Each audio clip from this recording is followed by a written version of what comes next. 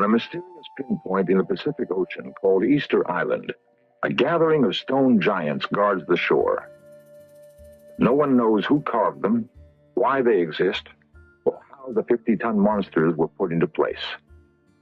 Yet they're here, unexplainable gargantuan pieces in a baffling mystery.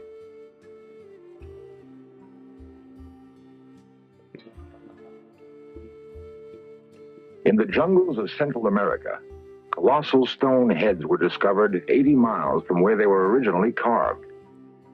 Weighing 100 tons, there is no clue as to how they were transported through dense swamp, nor do we know who moved them to this remote jungle. Long before the Egyptians built the pyramids, someone constructed a vast stone city atop a peak in the Andes.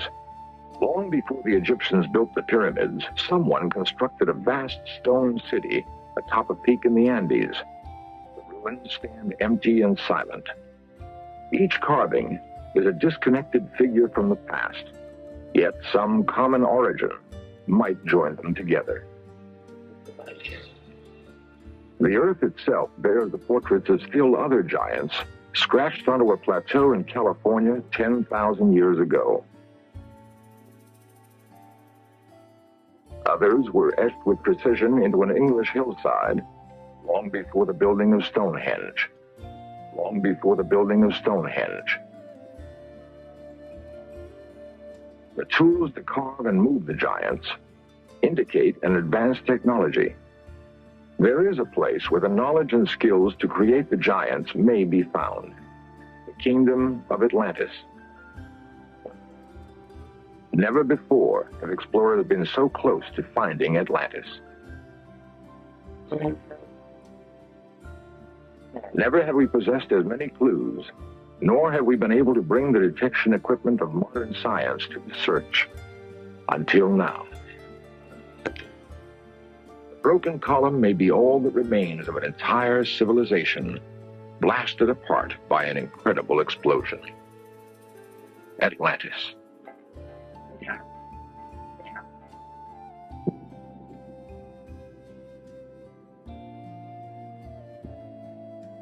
There occurred violent earthquakes and floods, and in a single day and night of misfortune, the island of Atlantis disappeared in the depths of the sea. So wrote the Greek philosopher Plato in the year 421 BC. Since then, adventurers obsessed by the tale of Atlantis have searched for traces of the remains of the fabled kingdom. Atlantis was said to have been a great city-state, ruled by a race of men supposedly descended from the gods. Was it a real city, a wondrous land, or a myth, a tale created by someone's wild imagination? If Atlantis existed, it would have been a place where technology was far more advanced than anywhere else on Earth. To discover such a city, we may use as clues descriptions that can be found in the writings of the great Greek philosopher, Plato. At first, a small Greek island in the Aegean seemed an unlikely place to start the search. Plato had written of a great and wonderful empire. They had conquered almost all of Africa, he reported, and more than half of Europe. Such a kingdom hardly fits the image of a tiny island like Santorini. In 1966, however, the remains of an ancient building were dug from beneath 250 feet of ash and lava. Its broken walls signal the first discovery of a great city.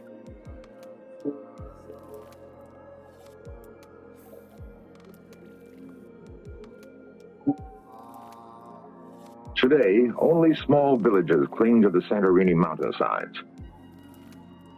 The island was once a large, circular landmass. 3,500 years ago, it was shattered by an incredible volcanic explosion. All that remains is a thin crescent of mountain and a sullen, smoldering volcano that erupts at least twice a century. The volcano that destroyed the island Plato knew as Thera may also have hidden all evidence of Atlantis. In many ways, the ruins are like those found elsewhere in the Aegean, reminiscent of the Minoan civilization. Then, reading Plato and viewing the broken walls and shattered pots, a sudden chilling discovery is made. These ruins fit Plato's description of Atlantis with an uncanny accuracy. They constructed buildings about them and planted suitable trees, wrote Plato.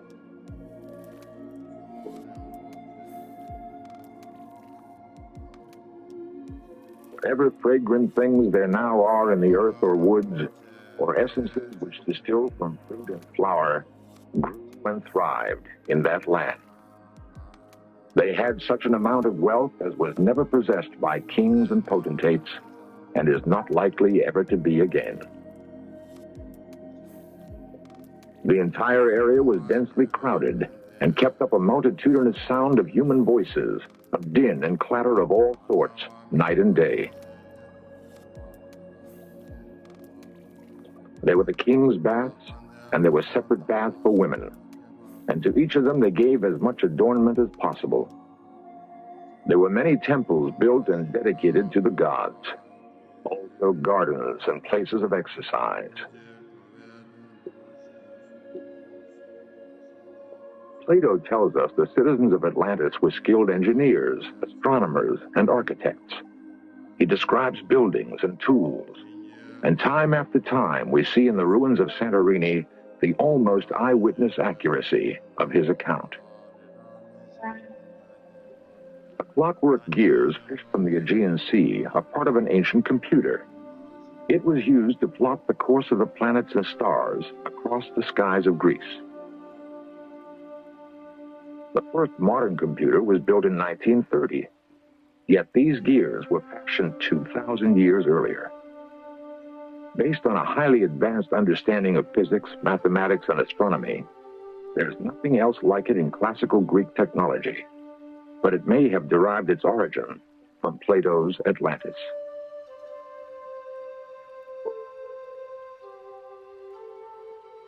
The ruins on Santorini match Plato's description, but one piece of the puzzle refuses to fall into place. Despite the opinion of some experts that here indeed are the remains of Atlantis, Plato himself seems to suggest it lies elsewhere. We must search, he tells us, beyond the Pillars of Hercules. The Pillars of Hercules are today known as the Rock of Gibraltar. Therefore, Santorini, an island in the Aegean east of Gibraltar, could not be Atlantis. It must lie to the west, in the Atlantic Ocean. In a moment, we shall continue our search for Atlantis beneath the oceans, thousands of miles from Plato's ancient Greece.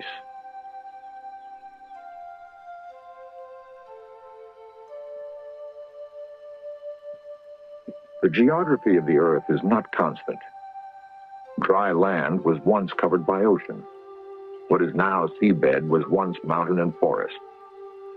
The Atlantic Ocean that now separates the Americas from Europe and Africa is so familiar, it's hard to imagine a time when it was not always there. But once, a great landmass stretched over what is now the Atlantic Ocean, bridging the Mediterranean and the Caribbean. Beneath the surface of both of those seas are the broken remains of ancient cities. They may represent the eastern and western ports of Atlantis. The search for the eastern border of Atlantis begins just beyond Gibraltar in the Spanish city of Cadiz. Once a Phoenician port, Cadiz is among the oldest cities in Europe. Here, Dr. Maxine Asher of the Ancient Mediterranean Research Association met Spanish diver Francisco Salazar Casero.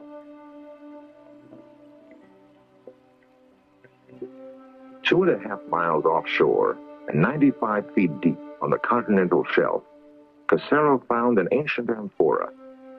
It had lain among the ruins of a city, older, he said, than any of the Greek and Phoenician remains in the area.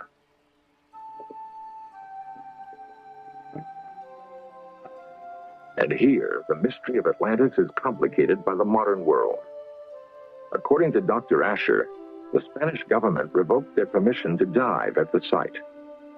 Spanish politics, she says, have prevented further underwater exploration off Cadiz. Although halted, the Asher expedition produced a significant find. It indicates that the east coast of Atlantis might have been precisely where Plato had placed it, as he said, beyond the Pillars of Hercules. There is other evidence to support Plato's description of an island that was greater than Africa and Asia together.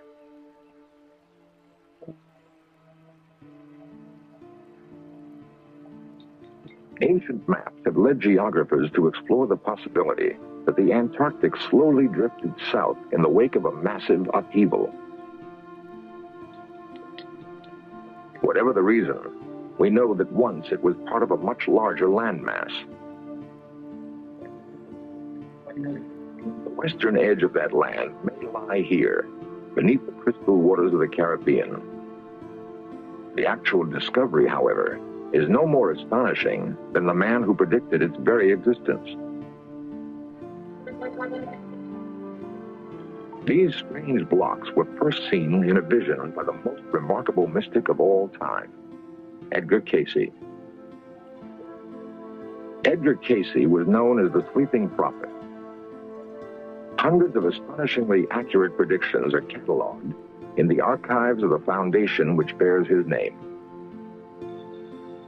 In 1939, Edgar Cayce predicted the end of World War II and his own death. Both events, he said, would take place in 1945. He was right. He foresaw the freedom of India from England, the death of John Kennedy, and a number of geological changes that are still to take place.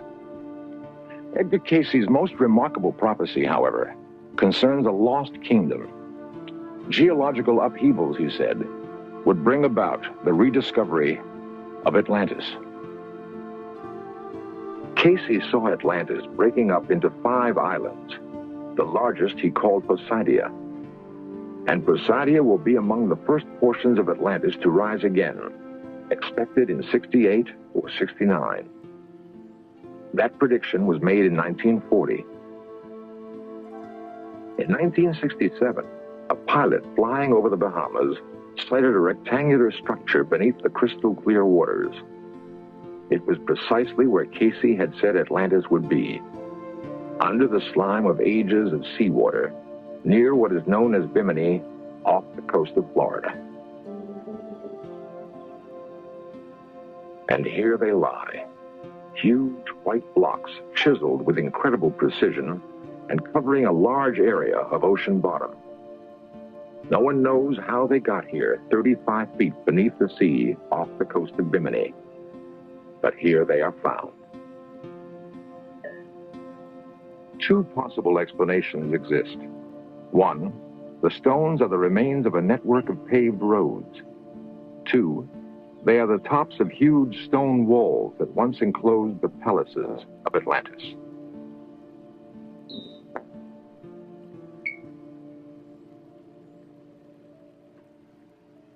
Author Peter Tompkins filmed the work of an expedition that hoped to locate Atlantis using clues from Cayce's writings. Aboard were Count Pino Turola, an Italian archaeologist, underwater explorer Dmitry Rebekov, and archaeologist Dr. David Zink. This expedition was to produce one of the most startling finds ever made in the search for Atlantis. Beyond the giant blocks, the divers discovered the remains of several ships. One had gone down in the year 1830. Beneath it lay the fragments of still another ship, one that had sailed the seas more than 3,000 years ago. Not a ship of Atlantis, certainly, but according to Yale's Dr. J. Manson Valentine, a voyager from Phoenicia. The Phoenicians were the greatest sea traders of ancient times. Their ships called at every port in the known world. Could it be that Phoenician traders came more than 5,000 miles from the site of classical Mediterranean civilization to deal with a rich and fabled kingdom?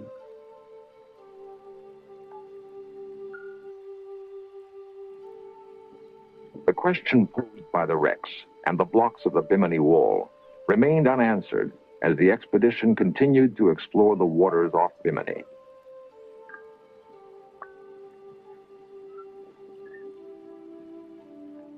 South of the wall, Pino Turola, a leading underwater explorer, discovered 4 marble columns. At first, it was thought they were bits of ballast from a wrecked ship. After days of diving and investigation, Turola developed a different theory. He believes that the columns could be 12,000 years old, actual relics of a center constructed in stone and marble. There are more tests to be made. Geologic dating of these and the expedition's other finds could confirm the explorers' theory that here is Atlantis. Here is the fabled world.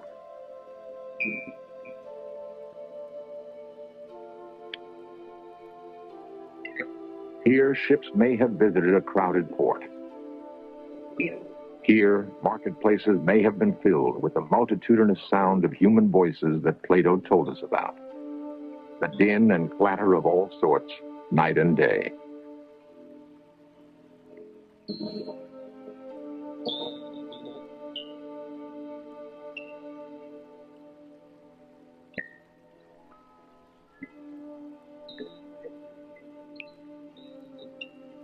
The broken columns may be all that remains of an entire civilization blasted apart by an incredible explosion.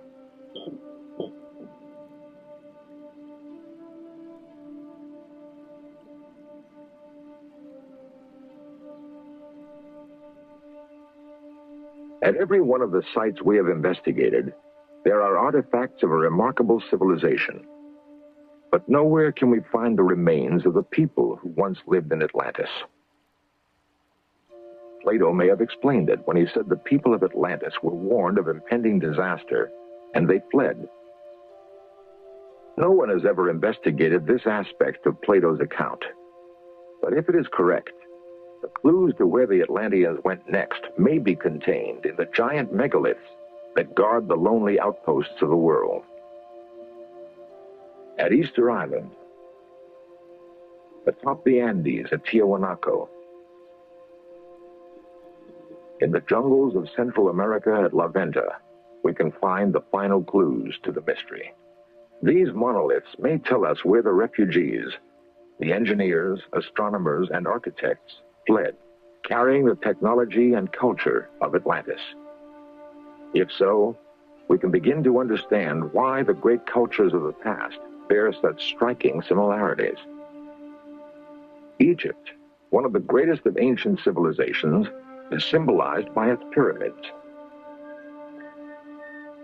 So too does the pyramid mark the ruins of this highly advanced Mayan society. There are other similarities. The Egyptian temple of Amen-Ra at Karnak is aligned with the sun. Only at the time of the summer solstice, the sun strikes the central chamber of the temple, known to the ancient Egyptians as the high room of the sun. 8,000 miles away, in the remote peaks of the Andes, the Inca marked the seasonal solstices with this monument. Using almost the same words as the Egyptians, they called it the hitching post of the sun.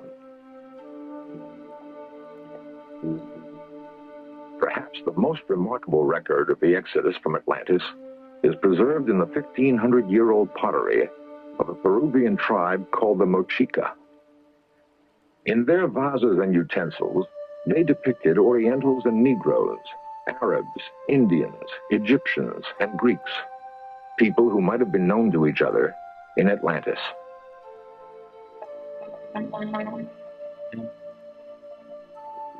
In the stones and bones of the past, we've made a startling discovery. There is a common origin for many widely dispersed ancient civilizations. In the tombs of Peru, we see similarities with other cultures, with the Mayans, with the Egyptians. In the development of mathematics and astronomy, we see links that may reach back to a common origin in Atlantis. And most startling of all is the shared belief in eternal life.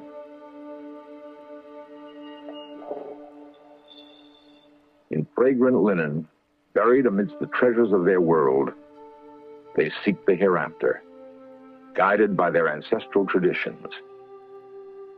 Perhaps their ancestors were the people of Atlantis.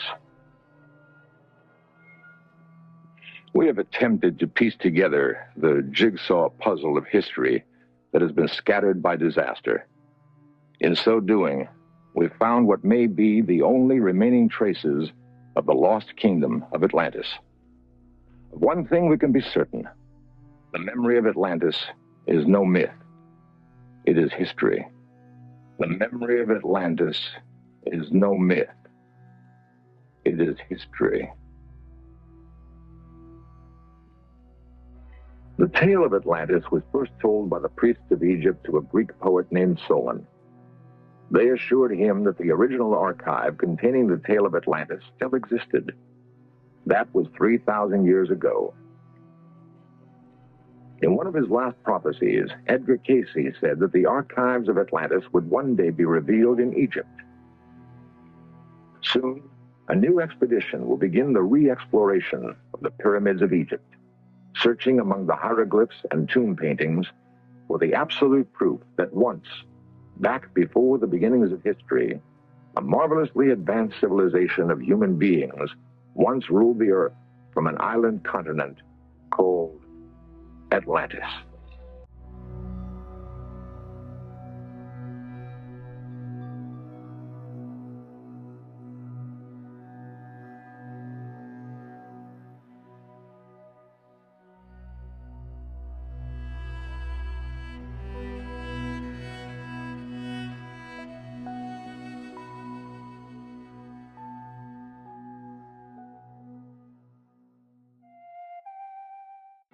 I want to show you some things that I don't think you even knew existed. It goes against everything Manifest Destiny teaches about Native Americans. And I want you to know this part of our history because people erased it. And we'll get to that later on in the program. Erased it intentionally. Erased it intentionally. That's an important part of it. America's history didn't begin with Christopher Columbus came over. There were ancient cities with advanced architectures all across North America. Did you know that? Hundreds of years before Columbus came. You guys think, oh, the Indians, they didn't scour the land. No, not true. These were cities as large as any in the world at the time. London or Rome, they were metropolises. Archaeologists say they have found evidence of 200,000 actual cities of mound-like structures all across North America that were here long before Columbus. But we don't know anything about them. Why? Why? In the book Prehistoric Structures of Central America, Who Erected Them? A lecture by Martin Ingham Townsend of Troy, New York. The ancient Greek and Roman scholars knew of the existence of the Western continent. It says here, that ancient book entitled The Book of Wonders, ascribed to Aristotle, contained the following.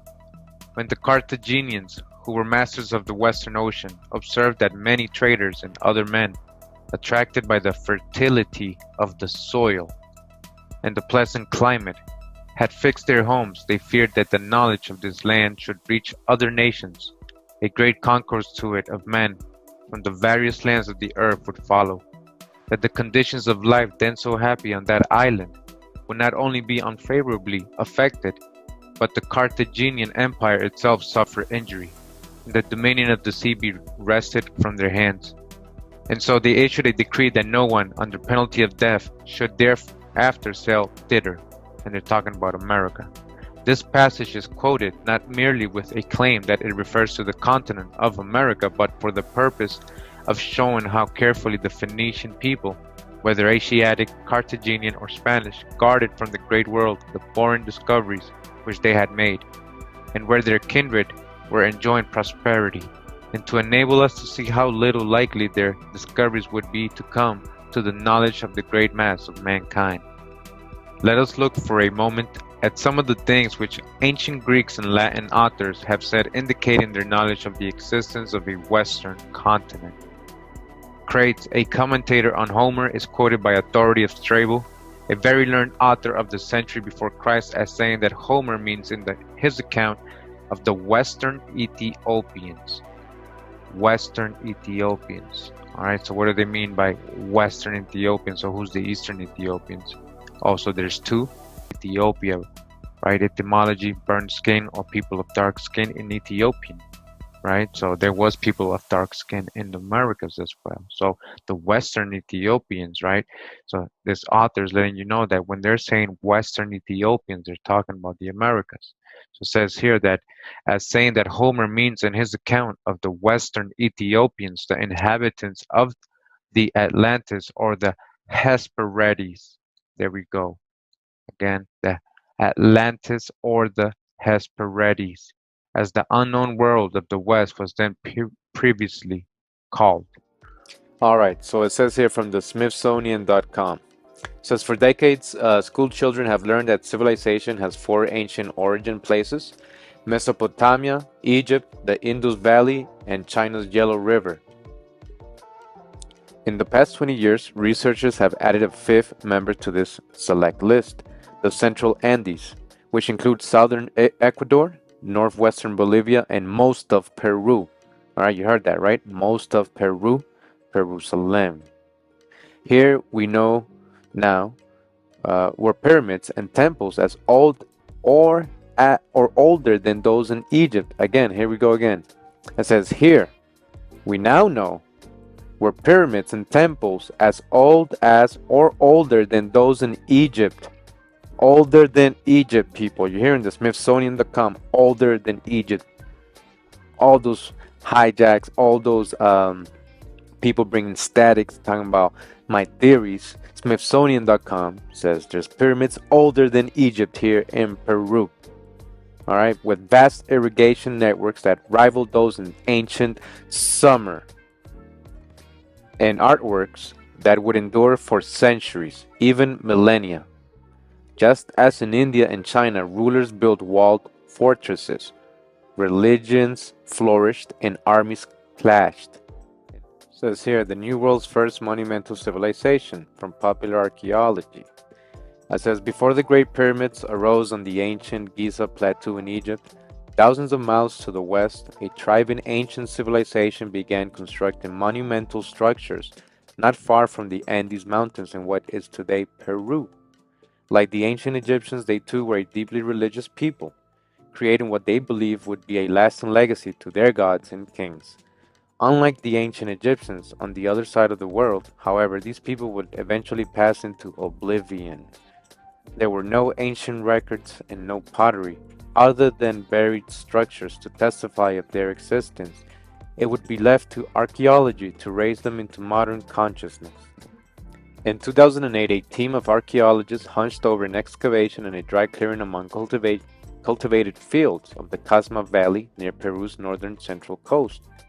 Here, led by a German archaeologist, Peter Fuchs, they uncovered a circular sunken plaza built of stones and adobe. Radiocarbon dating of the materials unearthed at the feature revealed that it had been built between 3500 and 3000 BC. Now that relates to the Nakata period too, or as much as 5,500 years ago. And it says in the Nakata period too that that's when they started extensively doing agriculture, right? So, all right, now we're gonna take a look at this book, these writings. The book is called The Mound Builders, Their Works and Relics by Stephen D. Pete, PhD. This was written in Chicago, again in the Office of the American Antiquarian in 1892. All right, now it says here, right, this is chapter 1, right? I just wanted to point this out right away, what they're letting you know. Remember his credentials, right? It says The Mound Builders, chapter 1, right? The mysterious races. The mysterious, you're mysterious. My story, not his story, right? Now you're mysterious because it's your story. America is called the New World, and so it is, for it is newly discovered. Our claim, however, is that America is also an old world, all right? It's also not an old world, it is the true old world. It is the old world, not also an old world. Dodge the hijack, ain't nothing over there on that other side old. It's recent and compares well with other countries in this respect. All right, letting you know right away in chapter 1, right? The mound builders, right? The guy, you saw his credentials, all the societies he's a part of. He's letting you know straight up that, yo, don't get it confused. Don't get it confused. America's also an old world and it compares well with other countries. He's talking about Egypt, Babylon, Iraq, all those places. All those places. China, India, or Hindustan, right? As it was called. They compare very well. We invite our readers into the field of American antiquities and will call attention to the prehistoric tokens and remains which are so numerous. So many prehistoric tokens here and remains. We are all well assured that there are many things which will interest them and that much may be learned from the study of American archaeology. Take the Mississippi Valley civilization, which plays an important role in this book. The famous sites are sites like Cahokia or Poverty Point, or the Ohio sites such as High Bank and Newark. Amazing, huge geometrical earthworks, absolutely stunning. But the trouble is that in the 18th and 19th and 20th centuries, there was massive, large-scale destruction of these ancient monuments. They were not considered to be worth preserving. The needs of agriculture and industry were more important. So what we can say is that round about 90% of the monuments that were in the Mississippi Valley in, say, 1700 are gone now. They're not there. So archaeologists, in drawing their conclusions about that culture, are drawing it on a tiny fraction that's randomly left by chance from the mass-scale wipeout that was caused. And then when the archaeologists come to it with preconceived ideas about what sort of culture it should be, that's another form of censorship that imposes itself upon the past. We should let the past speak for itself. Called Atlantis, the Antediluvian World by Ignatius Donnelly. This was from New York, Harper & Brothers, Franklin Square in 1882. That Atlantis was the region where man first rose from a state of barbarism to civilization. And if you've seen my corn videos, if you haven't, I invite you to go watch them. We see that agriculture helped the first civilizations begin. Agriculture, and it was corn. That's how we can trace corn way back 10,000 years. Also, point 4, he says that it became in the course of ages a populous and mighty nation, from whose overflowing the shores of the Gulf of Mexico, the Mississippi River, the Amazon, the Pacific coast of South America, all the way to the Pacific coast of South America. What's there? Peru, right? The Mediterranean, the west coast of Europe and Africa, the Baltic, the Black Sea, and the Caspian were populated by civilized nations. That the gods, the goddesses of the ancient Greeks, the Phoenicians, the Hindus, and the Scandinavians were simply the kings, queens, and heroes of Atlantis. All right, hijacked from the indigenous people of America. All these gods, right, they talk about, where did they originate? And the acts attributed to them in mythology are confused recollection of real historical events. That the mythology of Egypt and Peru represent the original religion of Atlantis, which was sun worship according to them, right? Point 8, that the oldest colony formed by the Atlanteans was probably in Egypt, whose civilization was a reproduction of that of the Atlantic island. So it says that from America, Atlantis, right? They went over to Egypt that we know today and colonized it there. And that's a colony of Atlantis, not the Egypt. All right, not the original Egypt. That the implements of the Bronze Age of Europe were derived from Atlantis. And if you know about the Michigan mines, you'll see that a lot of the Bronze Age metal that the Greeks and Romans used was coming from America, being mined up there.